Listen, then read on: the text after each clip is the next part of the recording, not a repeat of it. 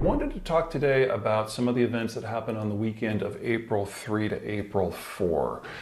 The one that has really hit the headlines is that the Ukrainians have managed to push the Russians back north of Kiev and have entered a number of towns where they have found hundreds of people who were, to be perfectly blunt, murdered. There were entire streets where there was a dead man outside of each house where the Russians had gone in, grabbed the head of household, and simply executed them. There were several dozen bodies that were found with their hands bound and shot execution style, and then there were more than a handful of mass graves. As the Ukrainians have advanced further north, we know that the original massacre that was discovered in Bucha on April 3rd has now been replicated in a number of other locations. So we are definitely looking at war crimes quality of activity here. The only real question in that is who is ultimately responsible. A regiment commander, the theater commander, Putin himself, individual foot soldiers. We don't have an answer for that, but this definitely qualifies as war crimes under any definition you could care to use. Almost lost in the background of that was a statement by the Deputy Prime Minister of Poland, one Jarosław Kaczynski, that Poland was open to the idea of the United States stationing nuclear weapons on Polish soil. Now, normally when American troops and American nukes come into the discussion, the answer is usually not just no or an emphatic no, but a lot of grandstanding about the no. The United States, in order to have a foreign deployment of size, requires something called a status of forces agreement that requires the local government to basically stand aside if there are any crimes committed by American forces. They'll be tried by an American military court. And because of that, the United States has very few large-scale deployments unless there's something else in play. So, for example, today, the United States only has 3 significant deployments. Germany and Japan, where the SOFA agreements date back to World War II, and in Korea, where they date back to the Korean War. So there are mitigating factors in all of these that have prevented the United States from having large-scale forces really anywhere else. And so here we have a European leader actively, publicly advocating not just for American forces, but for the most typically politically divisive type of forces that the Americans have, the nuclear arsenal.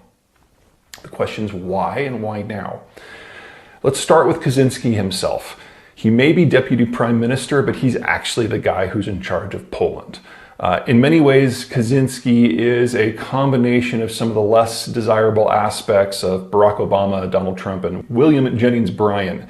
He's a populist, he's a nationalist, he's a horrible manager, and he has refused to go away. He has been at the or near the top of the Polish political scene now for roughly 20 years. And his position as DPM allows him to tell everyone what to do without having the day-to-day responsibilities for actually carrying out the job. So it's kind of the perfect spot for someone who's not good at management, but has the charisma to attract a lot of votes. And he's made a good world for himself. What that means, of course, is that Kaczynski, regardless of what you think of his personality or his politics, does speak for the Polish government because he really is the Polish government. So that's the who. Let's talk about the why. Right now, the dominant concern in NATO countries is that the Russians will not stop, not just until they've gotten all of Ukraine, but until they've moved beyond Ukraine. The problem is for the Russians to feel secure, they need to secure a series of gateway territories that separate the Russian space from the rest of the world. And Putin's goals for the last 20 years is about getting Russian troops on the ground in as many of those gateways as possible. That's what the Georgian War was about. In part, that's what Nagorno-Karabakh was about. That's what the Crimea War was about. Ukraine, unfortunately for the Ukrainians, sits between the Russians in 2 of those gateways. The Bessarabian Gap that moves over into the Turkish space, and the Polish Gap, which goes into Poland and the German space.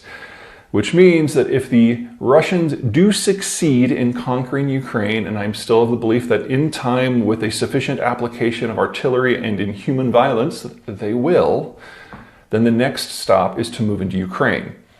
The specifics of the Polish Gap, it's where the plain narrows. So if you are east of Poland, the flatlands of Central Eurasia and Eastern Europe are about 2,000 miles north of south.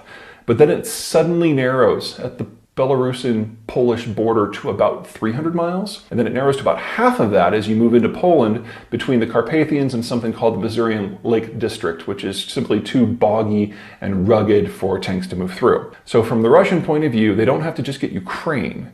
They need to move into Poland proper and fairly deep into Poland proper. The logical stopping point for a Russian advance would be the eastern outskirts of the city of Warsaw, right on the Vistula River. That's the logical break point. It's the narrowest point of the plain. There's a river to provide a defensive bulwark. So if you're in Poland and you can read a map, you know that if the Russians win in Ukraine, they're coming for you one way or another. Ergo, why he wants nukes. The question is, will the United States do it? And if so, how? The problem is that the United States has had nuclear weapons in Europe, specifically in Germany now for decades. And yes, it's a deterrent. I don't mean to suggest otherwise.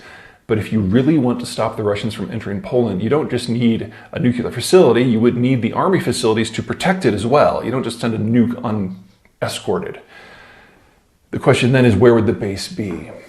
If you put it to the west of Warsaw, to the west of the Vistula River, on the west side of the gap, the Russians will interpret that as an oblique acknowledgement that anything east of the river is theirs. So if the goal is to stop Russia before it can move into NATO territory, you need to put the American facilities as far east in Poland as is possible, so that the Russians know that the day they cross the border, they're facing American troops directly. That, of course, puts them directly in harm's way, which is the whole point. So, where does this take us? We've got a Russia who has already been demonstrated to be boundless in its cruelty because it sees this war as an existential threat. They're not going to stop. And while I might personally have some issues with the Polish Deputy Prime Minister, he's not wrong. If the goal here is to prevent a NATO-Russian fight, and for whatever reason we can't stop that in Ukraine, Poland is where the line will be drawn. And that requires forward position troops to make it stick.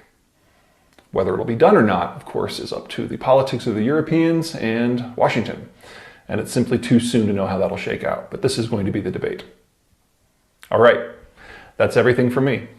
Until next time.